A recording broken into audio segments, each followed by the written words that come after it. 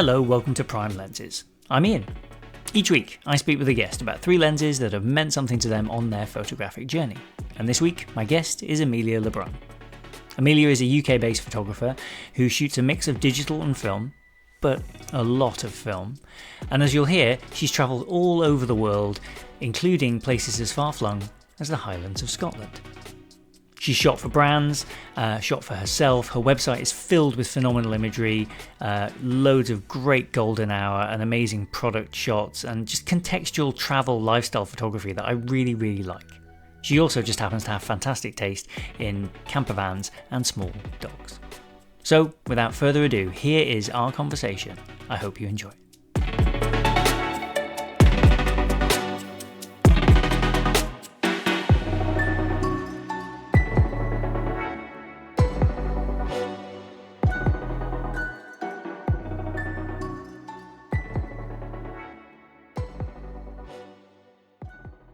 I have to say, I'm really excited to talk to you because I love your photography. I love your colours and the way you see the world.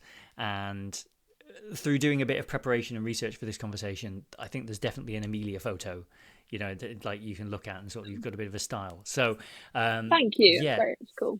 Good. So, how are you this fine day? I feel like we're using up our summer earlier this year. Is it lovely where you are? Today it's really actually grey and overcast, and it's like 11 degrees. But yesterday it was. And like a few days before, it was good, like 19, 20-ish. So it's been really, really nice. Oh, yeah, lovely. Yeah, it's been lovely up here as well. But you're in Scotland, aren't you? I am in the Highlands, and it's been glorious. Dreams. Oh, no, it's amazing. I was going to ask, actually, because some of your commercial stuff looks like it was very Highland, and I wondered if it was around here. I have shot quite a lot in the Highlands, yeah. I spent a couple of years living just outside, about an hour outside Glasgow, Jeff Lane way. Yeah. So I absolutely love Scotland. I always go up there as much as I can, and it's a great place to shoot commercial stuff. It's so big and so wild, but it's not too far away. Yes, for big projects. Yeah, I love it. I went to university in Glasgow, so I've got a kind of I know roughly where you are, and my wife's family come from that place in Train Spotting where they got off the train and it's the middle of nowhere. That's Kinlochrannoch. Yeah. Oh my god, that's incredible. Yeah. That's so cool. I love that. Train Spotting's a great film. Oh, but I love Scotland. Yeah, no, it's great up here, and it's nice with a camera because everywhere you turn there's something, whether it's like the big, like you said, the big open wide landscapes, or the lovely detail and trees. The nice thing where we are, there's tons of trees, so there's a lot of light and shade to play with. And I'm so jealous. Yeah. Sorry, it's coming back. You'll have to come up. Yeah, absolutely. My van back up this sort of probably late summer, realistically, because I'll be away for most of the summer. But I always try and get up at least once a year in the van. So especially when the weather's like that. But yeah, you've got like a lovely yellow V-dub camper, haven't you? Is it yellow or is it orange? I think it's yellow. A lot of people think it's orange. But I would say it's a kind of like deep yellow. She's actually just got her back from the garage now, so she's sitting in the driveway. So I just had a leisure battery installed, so I don't have to rely on solar anymore. Cool. And new exhaust and a bit of welding. But she's looking quite smart now. It's nice to have her back in the drive. They're brilliant things. I'd love a little camper. Yeah, very cool. They're amazing. Yeah, absolutely love her. She's brilliant, and she's so reliable. There's a big sort of thing that VW campers always break down, but I've had her about 4 or 5 years, and she's broken down probably 3 or 4 times in that time, and they've all been pretty minor fixes, just pipes coming loose or something needing screwing back in. So she's pretty reliable, and I've driven up to northern Norway in her a week up to the Lofoten Islands last year. She was absolutely grand. Well, the starter motor got a bit stuck, so I had to hit it with a bit of wood every now and again, while someone else, I'd have to like flag down random people to jump in the van and start the engine while I was underneath her, like hitting her starter motor with a bit of wood. But it was really fun, and a lot of people were very excited to help, and I met lots of people that way. I think that's a thing about like more older machines as well, is that you can do that. I can't remember where I got this from, but it was years ago. I'll tell you where it's from. It's from a book called Shopcraft as Soulcraft. And it's a guy, it's really good. He worked in like think tanks and out of university and did loads of stuff in the US, and eventually just got sick of it all and went and fixed motorcycles for a living. Wow, that's so cool. It's great, right? And being presented with a puzzle was what he enjoyed, right? So someone would bring him a motorcycle, and there's a great bit where someone says, it was working fine when I last parked it up, and he's like, well, with the best will in the world, why did you park it up? Like, there must have been something. So he treats every one of the motorcycles he gets to repair like an episode of House, and he's looking at it and working out kind of love that. yeah, how it works and why. And he said that the problem with like modern engines was you open the bonnet of a car and there's another bonnet underneath, which is just this cover over the engine that is very much telling you these are the bits you are allowed to interact with. Exactly. Yeah. Yes. Don't touch these bits because they're covered. And like a lot of them are like computers, and engines and computers are obviously completely different. Mine's very much plug and play, like you say. It's a puzzle. This is, if it's air coming into the engine, there's obviously a pipe that's come loose. It's allowing air to come into the engine. So yeah, it's.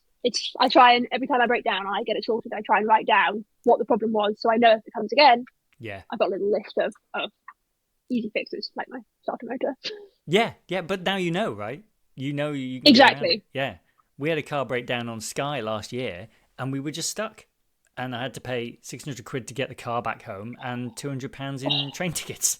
And that's just a peculiar way to end up living, You're like, but the car, just wouldn't do it. And I was like, right, great, we're stuck. I don't know tons about cars, but there was no chance, more modern vehicle. No, it sucks. Yeah, that's the thing, just fully stuck. Yeah. Is that kind of, does that lend, like, one does not accidentally drive a vintage camper, and you seem to shoot a lot of film as well.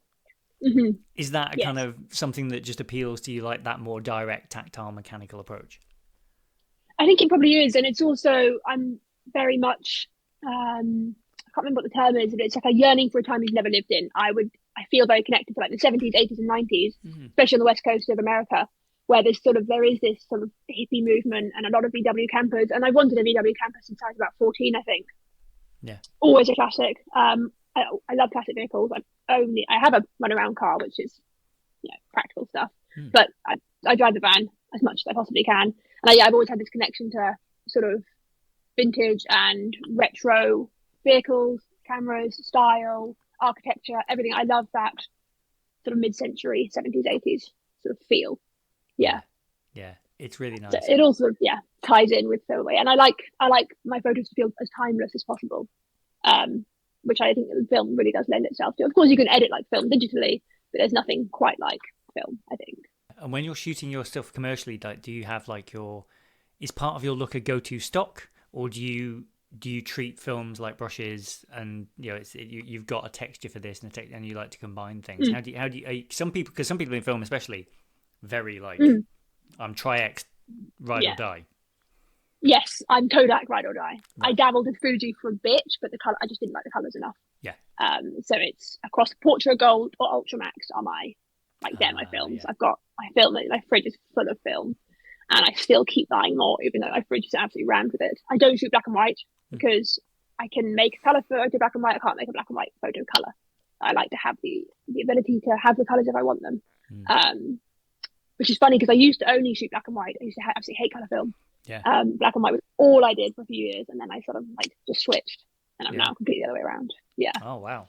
Well, I'll make a recommendation. I don't know if you've read the book, Joel Meyerowitz's book, A Question of Color.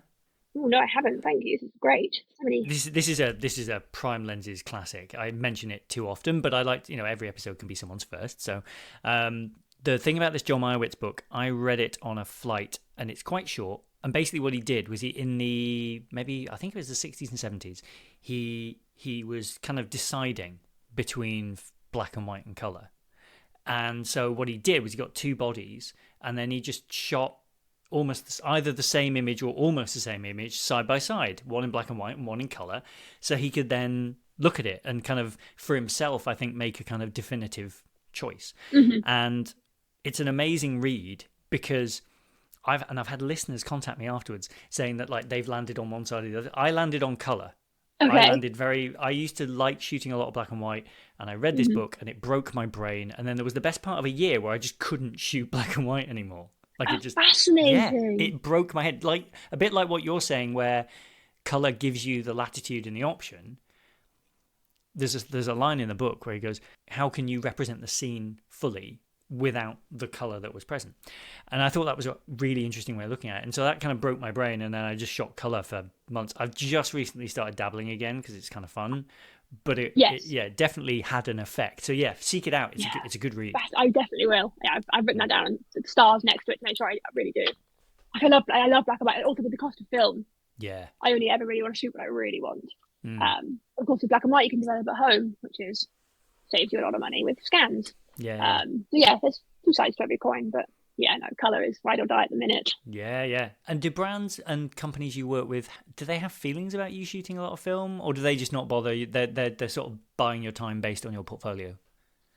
I think it really depends on the job. I shot with Persia and Condé Nast Traveler. I shot a collab with them, and a lot of that was shot on film, and they were very keen for me to shoot that on film, which was amazing. So I got to buy loads of like Portrait 100, that really expensive film stock, and put that on expenses, which is always nice.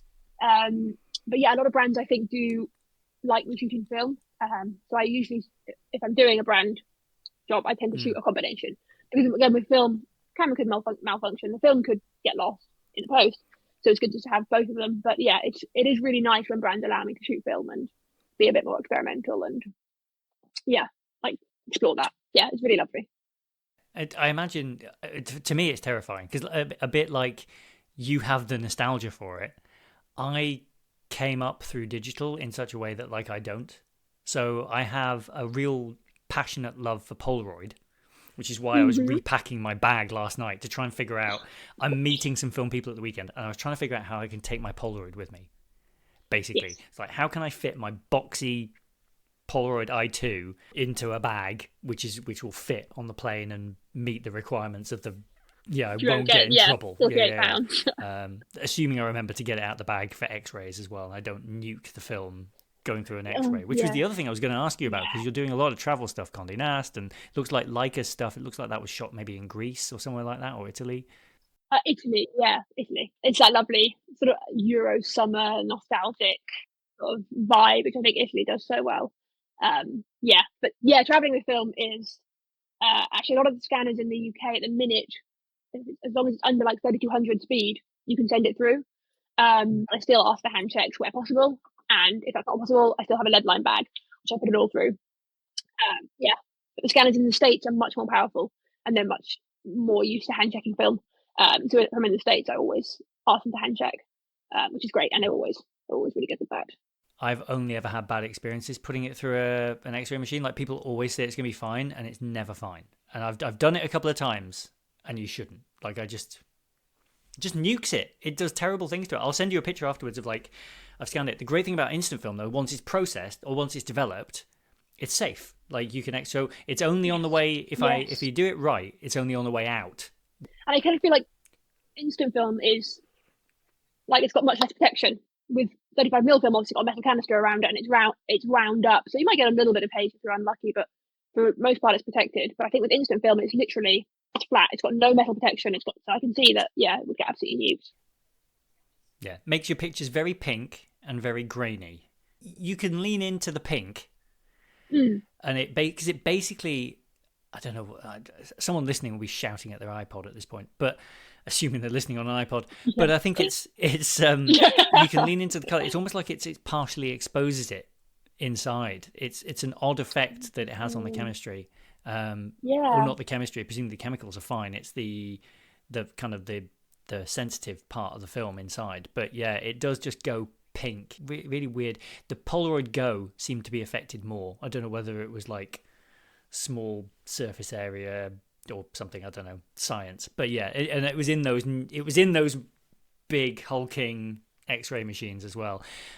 Thankfully, shout out to Inverness Airport. They are lovely. Oh, really? They let me hand check stuff. They're nice, but it's a tiny airport, so it's so lovely that when they don't, they're like, no, it can go through. It's like, no, I promise you it can't. And they're like, no, it can. You're just like, we really can't. You have to really have a nice security person who takes pity on you, I think. Yeah, as opposed to Heathrow, where they're like, they give precisely, it's sub-zero shit. Sub-zero, like, nope, sorry. Yeah, I don't care. Just, no. Get it through. Like, no. Just crying.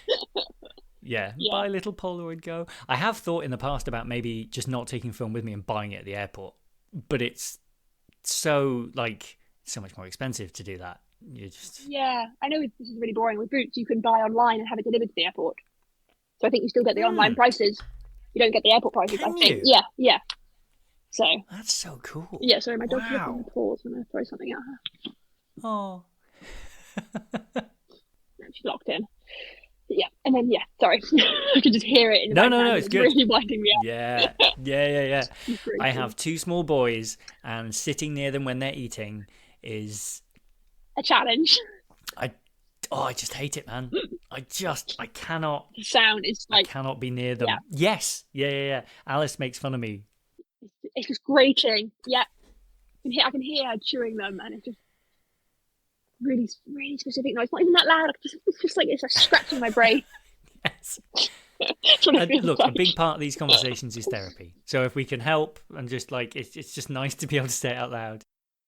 Because when you're on the road, if you're on the road in a camper van with Yeah, hounds, you're never going to be no, alone for too yeah, long because that's going to stand out. People are always going to be interested in either the van or the dogs yeah. or all of it. Or if you've got a camera in your hand, how do you balance like projects for you that kind of keep your kind of interest up Mm.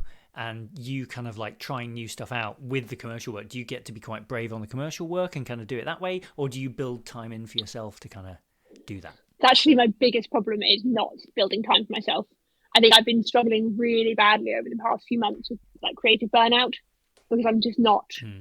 doing it for myself. I'm constantly trying to monetize everything I do, which Right. means I never actually do anything for me, never any passion projects, which is Yeah. really difficult. And I'm trying to get better at it, but it seems to be like an ongoing battle. And I just think my commercial work will suffer if I don't give myself enough time for my passion projects to really find what I want to shoot and what brings me joy, not just what brings me money.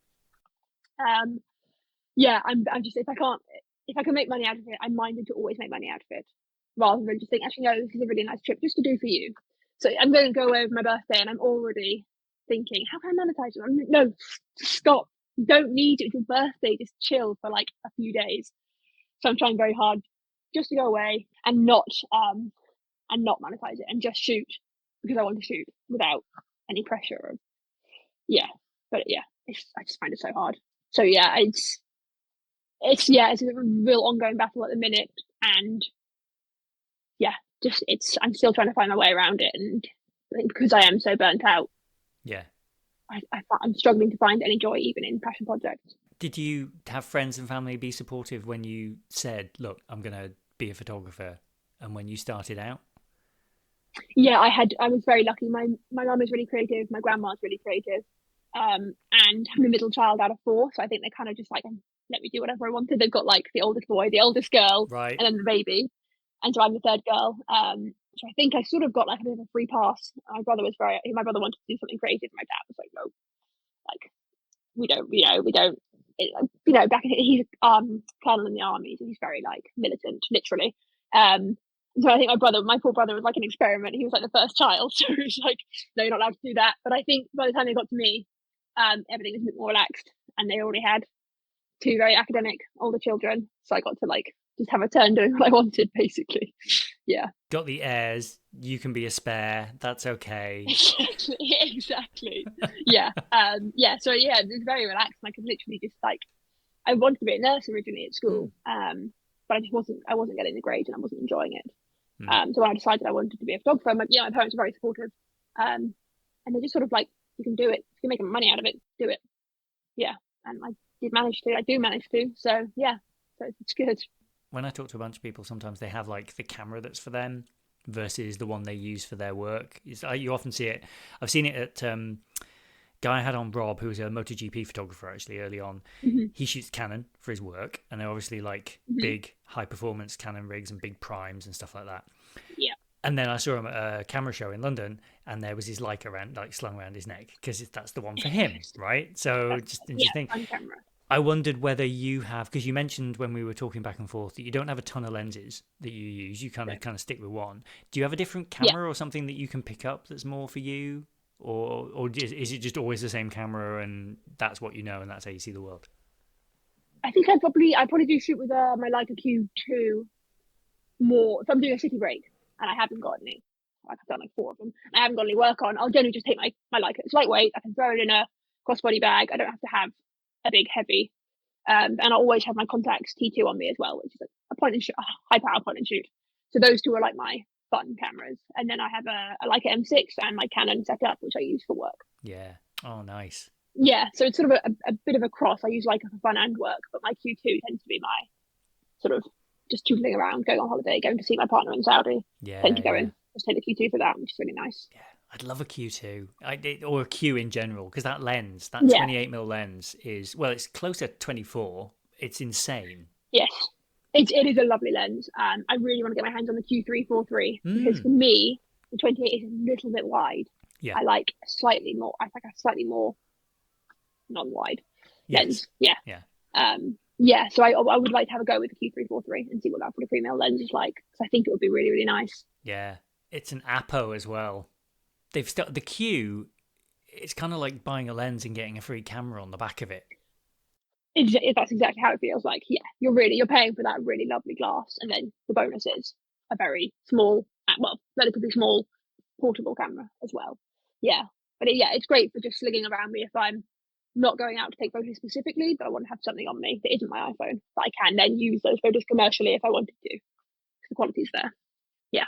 Do you punch in with it much? Because I find I've got an M11, and so I will shoot. Generally, I'll shoot at 36, but it can go up to like if I only have one lens with me, 35 is my focal length. So I run around with my 35 Zeiss, and I love that lens. It's tremendous, and you can get away with quite a lot cropping in with that high res sensor thing, which I think is kind of. I'm testing a 24 megapixel camera for a review at the moment. It's a Pixie. You know have you heard of the Pixie? Little Pixie? No, I haven't. This is a rangefinder style camera made by actually a friend of mine, a guy I used to work with, David. So they're making them in France. And it's a 24 megapixel full frame. It doesn't have a screen on the back. It's an M mount compatible camera. And, wow. Yeah, internal storage. So a little bit like that BF Sigma that Sigma have just done. Interchangeable lenses, internal storage, USB-C, all the things. So they've sent me one to have a little bit of a play with. So I'm trying that out. But I'm a one camera person, so it's my M for everything. And so having that resolution and being able to punch in is kind of a sort of an intriguing thing. And I wonder whether that's the next thing that's kind of going to happen more and more now, is that Canon seem to be very doggedly sticking to like, actually 24 megapixels, great. And same with, Fuji. But some of the full frame guys are just getting, there'll be 100 megapixels in something the size of a Q before we know it. Yeah, right? It's crazy. Yeah. And they're progressing so fast. But I do like the whole no screen digital. I had a mess around with the M11D for Leica. I did a job with them out in Italy, that I like a job. And the M11D was lovely because it was very much shooting film without that cost of burning through a roll, or you can shoot the same frame 4 times, but you still don't have that. I'm very good at the reason I started shooting film a lot more is because I'm about checking the back of the camera. I've got exact photo and not really living in the moment, but like take it and then look at my camera and not actually enjoy what I'm shooting.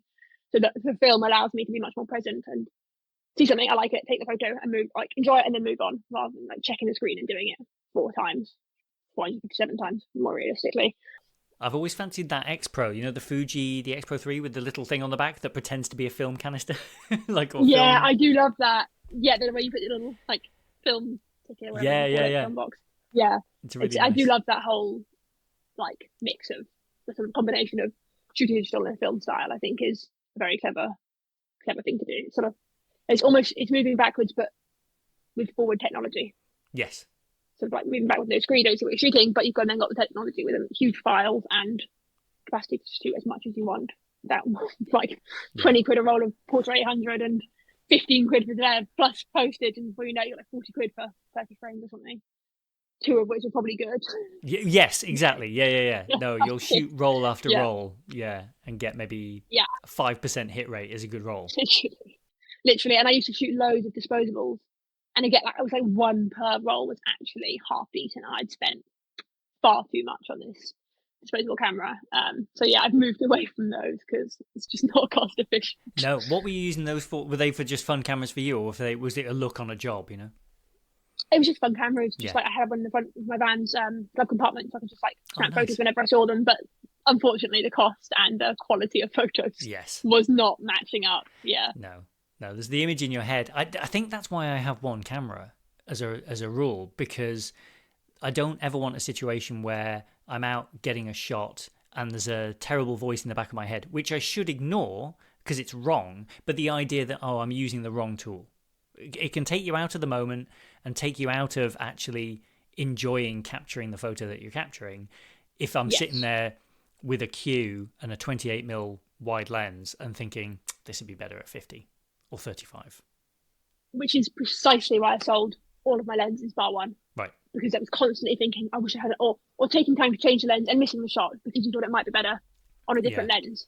And again, that whole thing of like, this would be better on a different lens. But if I don't have a different lens, I don't have that thought in my head, like you with one camera. And it's just because I used to have 3 lenses that I used all the time. But again, I was like constant thing of I'll change the lens, and then hiking out for a multi-day hike, and you've got like 3 lenses, 4 cameras, and like it's just excessive. And then you use one of them twice, and then that's it. Exactly, literally one frame on the 7200, and then it goes back in for the rest of the hike, and it's like breaking my back. Yeah. But you know it's there. I'm constantly thinking like, do I put my bag down, undo it, change the lens, take the shot, and then it just got to me. It just got to the point where I'm quite indecisive anyway. Right. Should have seen me. I'm doing like a fucking spreadsheet for where to go for my birthday, which is actually meant to be a holiday, but I cannot choose. And so if I take as many choices out of my life as I can, life is much easier. Yeah. No, it's good. Very fun. I have wireless headphones and mics in my glasses. So these are the Ray-Bans that can do the metal ones. Yeah. And they're the camera's great. I had the Snap spectacles. Did you ever see Snap's ones? So I had various versions of Snap spectacles. So these have cameras in. Wild. I'll send you it afterwards. I made a little, after I'd had them for 5 years, I made a little video and sent it to Snap. I wasn't doing the podcast at the time. I just wanted to say thank you to these people who made the thing, and I just sort of threw it. Never heard anything back from anyone, but I made this little video of a montage of having cameras on my face for 5 years, basically, because it's an incredible thing. And then when these came out, these are the 2nd gen ones that are actually really, the camera is actually pretty good for it's computational photography to death. So it's HDR everything, and it's too much. If you wanted to actually use it for something, you would scale it back. But the image quality is not bad. But the thing that really makes them great is they've got little speakers, in the arms, and a microphone in the bridge. So what it means is I can be on an audio call, like hands-free phone calls, and just walk around doing a hands-free phone call. I can still hear the world around me. And it's like they are very good for that. That's very cool. Yeah. It's really handy. Especially if you're like walking the dog, you don't want to have AirPods in. If you're walking home at night, you don't want to have your AirPods, so you can still listen to something and know what's going on around you. Yeah. That's very clever. It's really, really good. It's surprisingly good quality. And I've listened back to when I've done audio recordings in the field, like with a microphone and outdoors. For ambient stuff, it's very convincing. Like it's very good. The sort of the surround soundiness. Really puts you in a place. It's really impressive. That's very cool. Living in the future is wild. But meanwhile I'm driving a 40-something-year-old van and shooting film. No, but I think film. I mean, film's been on the way back.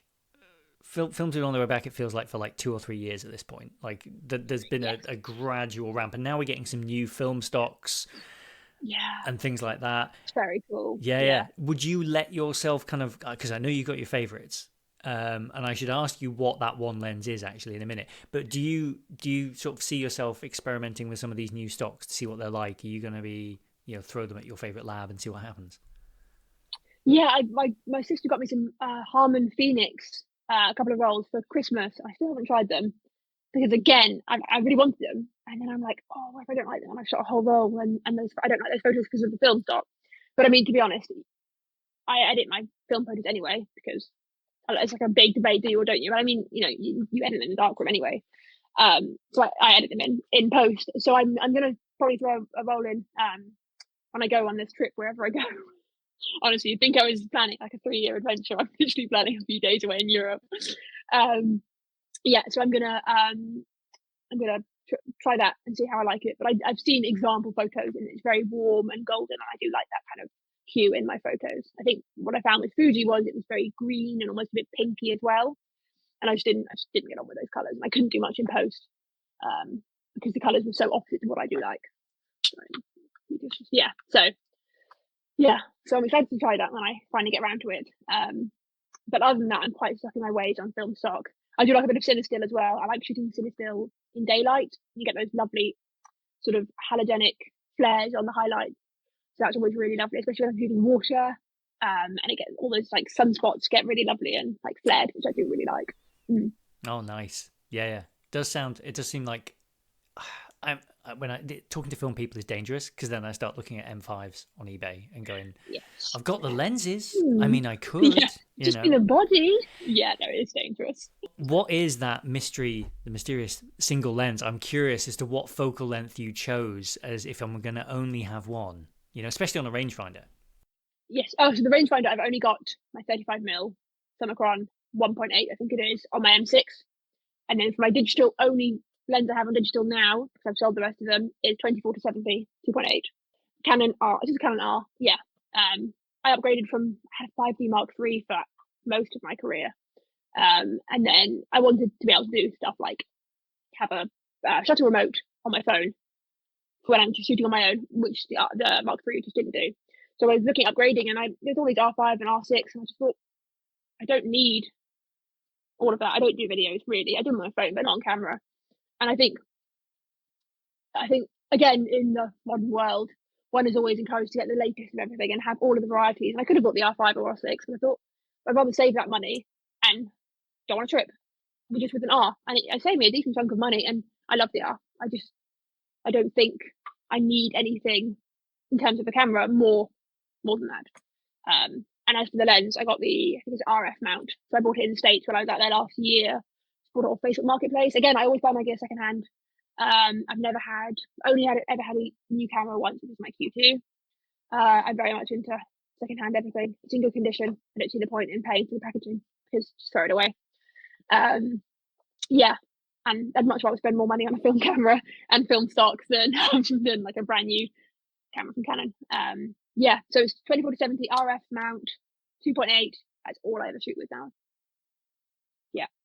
And before that, my Arsenal was 70-200, 2.8, and a Sigma 35mm 1.4, I think, art lens, which is a beautiful lens. But yeah, I just realised I wasn't using them. So I just cleared them out, and they just literally collecting dust, because I don't clean or dust enough. They were literally collecting dust on my sideboard. So I thought, well, no point in having them here. But one day I might get one frame out of it. So yeah, my one lens is the 24-70. I like this. I think, obviously, being a human being, you like having your perspective reinforced, and the idea of like not just one camera in. If no. Amateurs only have one camera, my friend. One lens.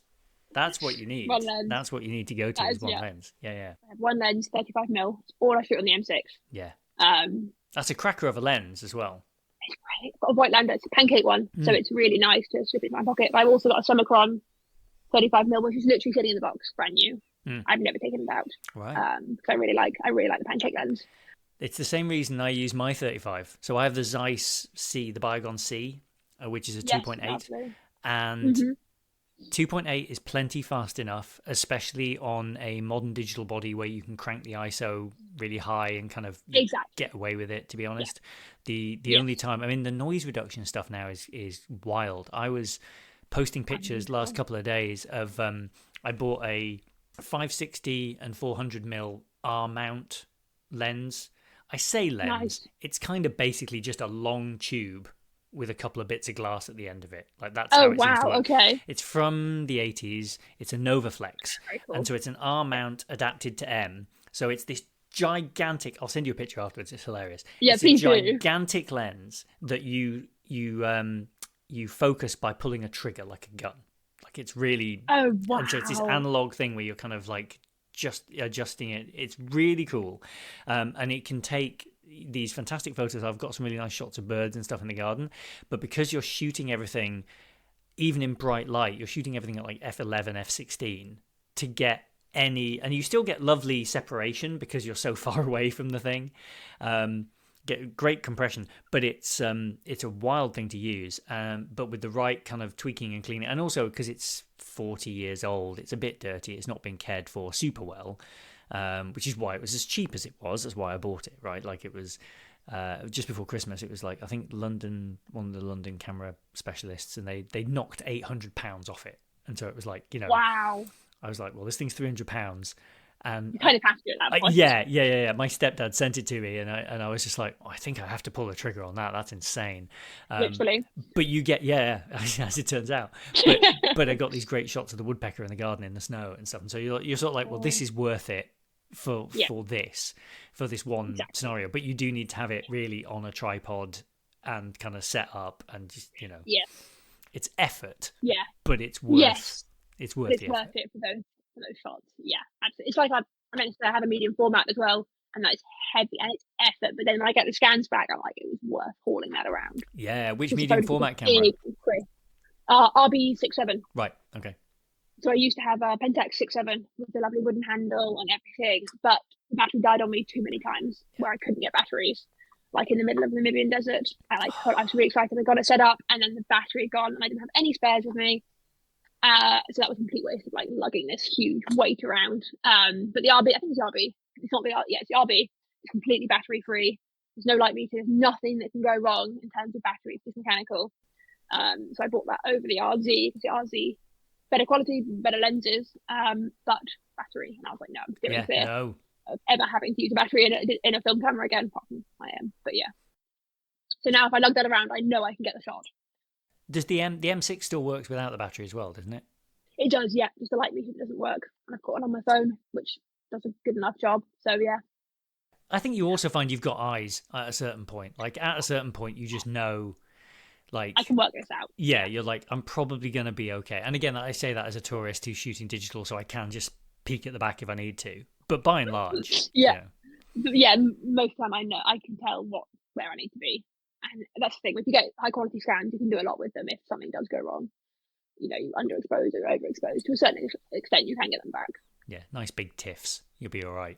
Exactly, yeah. Again, ridiculously expensive, but so nice when you get them into Lightroom. Do you have a couple of tame houses that you use for kind of developing your film, or do you kind of like have one, like, this is Bob, he does the work for me, I know? Yeah, I have one. I've gone through 3 or 4 film labs, and I've settled on one. I think Kid Easy Lab in Leeds. They are the one. I've tried so many others, and I started one when they were quite young, and as they got bigger, the quality just went.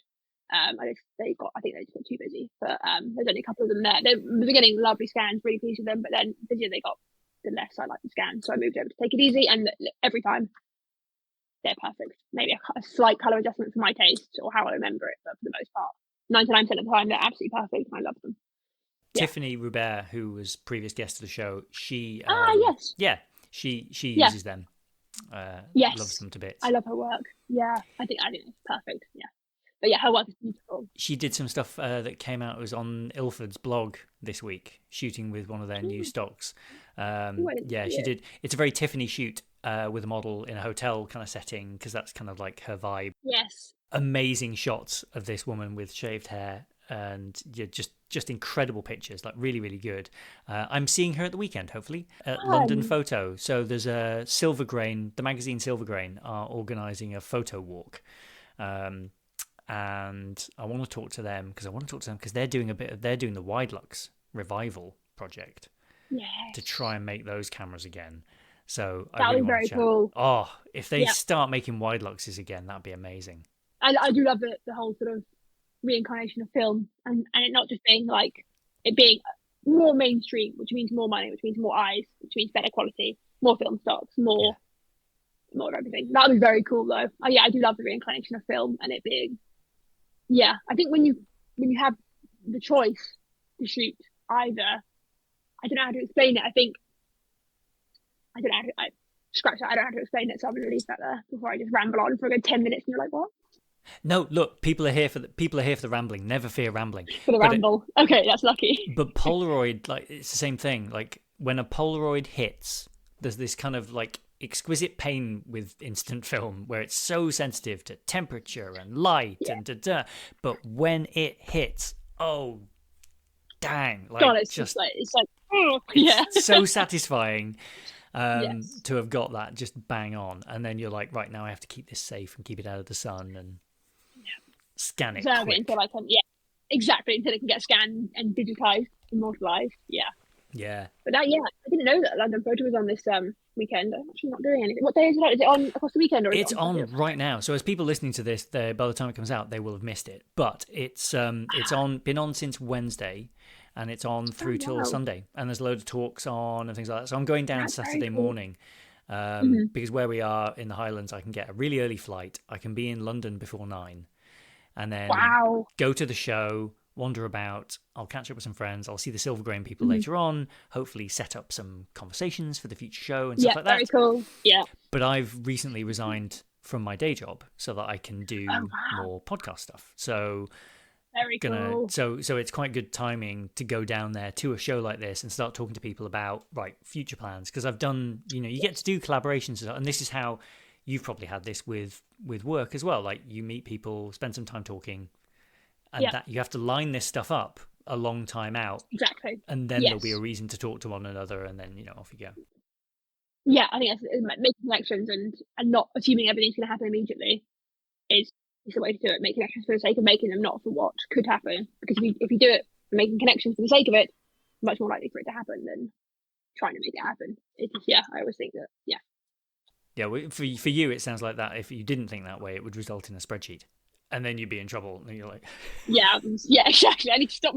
Honestly, I've got lists and spreadsheets, and it's awful. I just need to make a decision. yeah, yeah, yeah. Well, Yeah, no, if but you should totally go if you can get there. It's yeah, it's worth going. I think it'd be. I think it would. I'm really close to London. I can take a quick train. For it's like 2 hours in, so it's not a big deal. Oh, amazing. Hour and a half ish. Yeah, Yeah, so that might be a good plan. Yeah. yeah. I'm expecting to be fully exhausted on Saturday night because I'll get up at 5, head to the airport, Oh, a day on my feet. that is brutal. It Yeah, and meeting is. people as well. Yeah, yeah. Yeah, It is brutal. Although I'm staying in a hotel that I'm really like, where they have pictures of French bulldogs and things like that in the rooms on big walls and stuff. So it's not, incredible. It's not all bad. no, exactly. You're gonna get to see photos of French bulldogs. What's not to love? Exactly, exactly. I was curious actually when I was looking through your work, with all your travel and stuff like that. Do you get to kind of come up with a lot of the concepts and like have a lot of creative freedom in your jobs? Because you're one of the photographers. Sometimes when I talk to photographers, there's a real difference between their commercial work and like the stuff that's for them. But Yeah, with you, there was a lovely kind of like overlap yeah, there. Is yes. that what people are buying, and is that what you push? Would you take something on if they asked you to kind of deviate too wildly from that? Would you be like comfortable going, nah, I just don't think that's me? Yeah, I haven't had many jobs where they wanted me to deviate, Yeah, which is really nice. nice. And as my partner, girlfriend always says to me, they're hiring you for your style. Even if they want you to do a different subject, they still want you for the way you shoot and the way you see. Um, but yeah, I do sort of, I guess, like you say, my commercial work and my personal work is very similar. I'm lucky enough to only ever really shoot what I like to shoot. Um, and yeah, when people hire me, they do hire me for the way I shoot. And I think, regardless of what the subject is or where I'm going, Yeah, the way I see, like you said earlier, and the way I take photos just translates to a multitude of subjects. Yeah. So I think it's probably a combination. People hire me for the way I shoot, but I'm always happy to take on a different challenge. It's nice to be challenged, I think. mm, And I don't really shoot cars, and then I got this job for Peugeot, but it was so much more about just the car. It was about experience and mm, where you go in the car and sort of where you eat, what you see, yeah, the road, and yeah. So I think it was I think when people hire me, they hire me for my style. And that's what I was trying to remember as well. yeah. They don't, they're not going to hire me because they don't like my style. If they hired me, they like me. So like, have a bit more confidence and yeah, and just embrace that. Peugeot stuff was really nice because when I was looking at that, I thought, you wouldn't know that you weren't like practiced at taking photos of cars. Like, they're excellent photos of a car. Thank You can you. see that it's the Thank car and you. it's in the landscape and all the rest of it. Mhm. But I think they had a little bit of personality and warmth to them. Like, you had people, you weren't afraid to put people in the shots as well as the Yeah. vehicle, and it wasn't like every shot has to have the vehicle perfectly placed in the center. Yes. You could play with like, here's the details of like the back of it and here's the thing and stuff like that. Yes. Yeah, Yeah. I've got a friend who does beautiful car work. He shoots very clean, very, very sort of like car focused, and his work is stunning. But I think that's not me. So I try and shoot sort of more, basically, if I can tell a story in my photo, I'm happy. So I try and shoot more about just the car. You can go and see a car, but it's about where the car can take you and what you can gain from having this car and where you can go and the things you can see with this car. Yeah.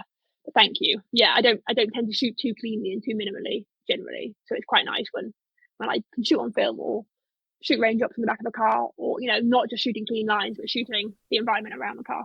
I years ago worked with someone who had done a lot of, like, they worked for mamas and papas in like research into like making physical products, right? And they looked at other product manufacturers, and it was interesting. There's a great presentation that I think is on the web around the world if people are interested, but it was research that Ford did into their trucks to work out what they needed to provide customers with, and what they realized was the cab was oftentimes someone's office.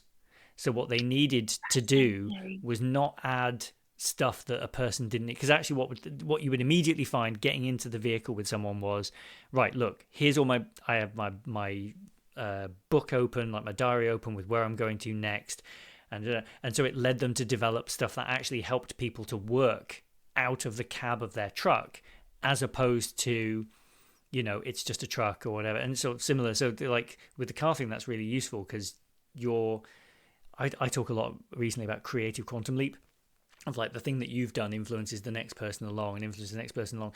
And sometimes that's the power of photography, is that if people in that brand are seeing images that you've made of the thing in use, that helps them to remember you're making something that's going to be used by someone. Because when it's like you being a photographer, like in the moment, it's really easy to like just look at it through purely you as a photographer lens.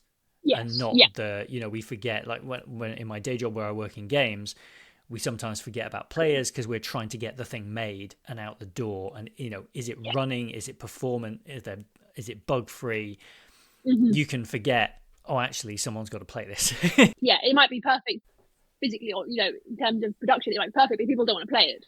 Doesn't matter how perfect it is. Yeah. Is it fun? I think about it a lot in terms of that Sigma BF camera, right? Is that it's the form is exquisite. They've done an incredible thing, but it may well be at the expense of how usable the thing is, right? It's got sharp edges. It's hard to hold one-handed.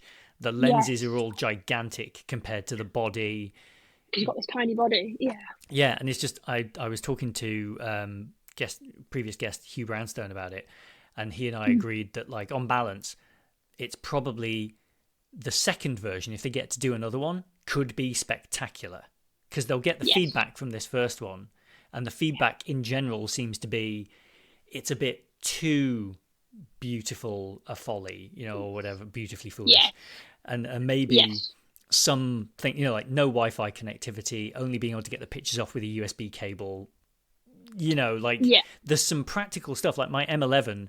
I've gotten very comfortable. I think they did this because of the M11D.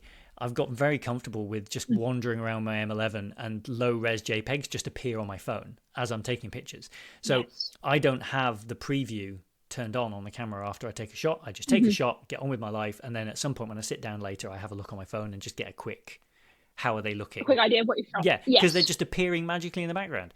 That is a modern affordance that a modern camera can do, that I'm like, that's great. I don't want to go back. And so not having that, but having everything else, it's like that's kind of a hard thing to give up now. Exactly. And especially for a new camera.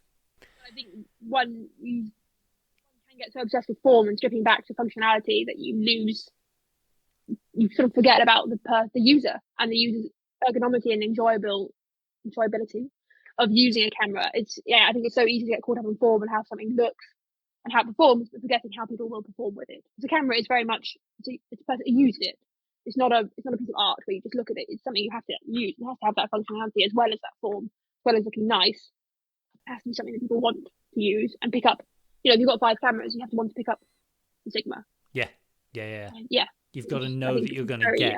Otherwise, what's the point, right? Exactly. If you're not going to get what you want out of it, there's no point picking it up. Yeah. And it's no point in having it. Yeah. Which so is I think there is that. Yeah, it's the danger with like modern stuff as well, is that everything's getting firmware updates the whole time, and like the pictures, I can see it in the pictures my glasses makes that they're changing over time, because they were one type of photo about a year ago when I first got them, And I can see it's definitely doing different stuff now. And it's a tiny computer. I've got no control over it. It's all computational photography to death. It determines everything. So similarly, when the i2 came out, that Polaroid, for all of its Polaroidness, again has had firmware updates. So the light meter is working a lot better now, a lot more reliably than it was. You used to have to underexpose quite a lot to kind of get, if you were going to shoot it auto. Fascinating, yeah. But that's gotten a lot better now. So you can kind of like basically fire and forget with it, a bit like an SLR 680 or whatever. So on the one hand, it's good. You can improve these things over time. But on the other hand, it does kind of, it does mean that you can't necessarily, The Verge do this thing where they review what's in the box, not what the promise of future updates is. And it does mean that you're kind of, it's now difficult to kind of recommend a thing, because you also it's going to change. And sometimes that change might be bad. And sometimes, they might break something. Yeah, exactly. Or the update doesn't, you might have liked the previous update, but if it automatically updates, there's something you can do about it. Which again, if you're going back to shooting film, it's very much, you can't update it. It's what you have is what you get. You can refer a film camera to someone knowing that however long you've had it for, it will remain the same, rather than these constant updates. Maybe things changing that you don't like. Yeah. For example, the new Apple photo layout. Yes. Whoever did that needs to be fired. It's absolutely horrible. I liked it before. Yep. And I think that's the common feeling is, it sucks. Why did you do that? Yeah. And I think often updates come, again, for form rather than functionality, which I think is why someone's must stick at old school and just what you get, what you see is what you get, and it won't change. I think it's the pressure of having to fix something that doesn't need to be fixed. I think that's the problem, isn't it? They've got to have something to talk about every year. Yes. And it seems like progression is more important than what it causes. It's almost like people are so keen to keep moving forward that they forget moving forward isn't always better than what used to be. And like you say, having something to talk about and sort of almost trying to verify why they're there, I can't remember the right word, verify why they're there, comes at the cost of people's experience with it. If it ain't broke. M5s and M6s. Once again, I'm going to end an episode by talking about buying a film camera and then being too coward to pull the trigger on a film camera. You're going to have to do it at some point. So you can end an episode saying, here is my new film camera. Yeah. Well, Tiffany has been making fun of me ever since she was on the show, because she's like, have you bought that M5 yet? Have you got it yet? Yeah. I'm going to be the same. I've been in your DMs tonight. Have you got it yet? Oh, no. Generally, your crowd is going to go against you. Yeah. They're going to bully you into getting it. Hey, look, there are worse things to be bullied into getting, right? Like an awesome film camera. True. Yeah, from like a weird alternate future, like the ugly one. Exactly. I feel like I'm looking after it as well, because it's the ugly M that nobody likes. Yeah, that nobody really talks about, doesn't get airtime. I mean, you really talk yourself into it. I think if you don't go off this call and buy that camera, I'm going to be quite disappointed. Okay. Oh gosh. Oh no, I've let Amelia down. I know, you fool. You should not have mentioned this. Or you leave space in your bag tomorrow and come back with one from London. Yes. Quite nice buying things in the flesh. Yeah. Yeah. Oh, that's quite compelling, actually. I'd be in terrible trouble. But it's a question of how long would it take Alice to notice? Oh, that's the thing. I often doesn't know what cameras I bought at any time. So which one is that? I was like, oh. And it's a new one I've just spent too much on. Will she even notice? Probably not. And if she does, her anger will not outlive the joy you have with that camera. No, it's true. Yeah. Actually, I bought a lens not long ago based on a guest recommendation, and Alice really liked the photos it made of her. So I think as long as I can do that, if I can make her look great, then maybe we'll be, you'll probably be safe. Cool. Yeah. Home and dry. Read your new M5. Yeah. If I let you know I've moved house, then you'll know it didn't go very well. I'm living in the garden. Yeah, something went drastically I'm in a tent. wrong. It's fine. I love it. Yeah, I love it out great. here. Cool. Oh well. No, thank you for encouraging me, and hopefully being a bad influence. It's really good. Always. Hopefully, yeah. If it brings you joy, I think what's the worst that can happen? Exactly. So, on the subject of joy, let's send some people your way. For people listening who maybe haven't seen your work, where can they go and find more Amelia? My website or Instagram. Instagram gets more updated more often than my website. So I'm on Instagram at amslebrun, which is, should I spell it out? I feel like people always get my surname wrong. So it's AMSLEBRUN. And my website is amelialebrun.com. Amelia with an A, not an E. Yeah. And that's pretty much my two main sites. I I do a bit on Threads, but nothing very exciting. So yeah, Instagram and website are the two places to find me. Yeah. Yeah, as much as I enjoy Threads, I think that is the challenge facing Threads.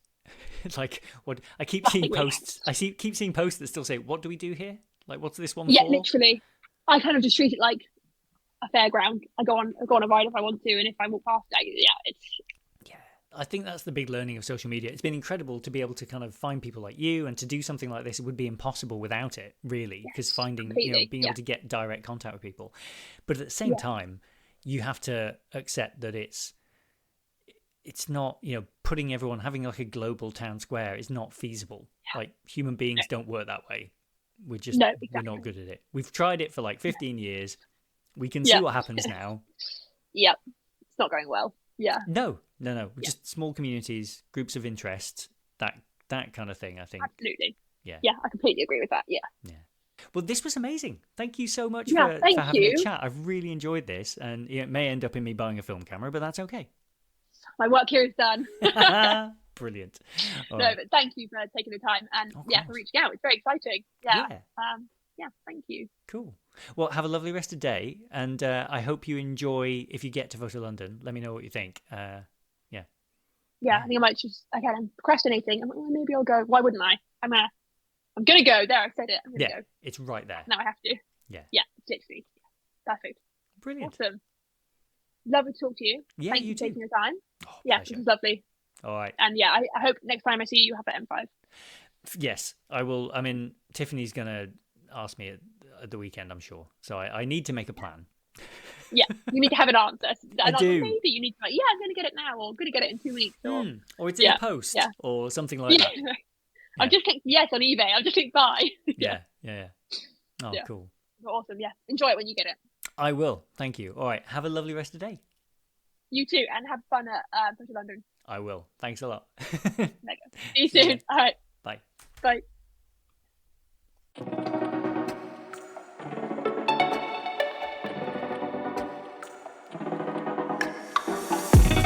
Huge thanks to Amelia for being on the show there. I hope you enjoyed that conversation. I think it was a good one. It'd be lovely to get her back on, actually, and maybe see what she thought of Photo London. And that was a wild place to go. If you get the chance to go, you should definitely go.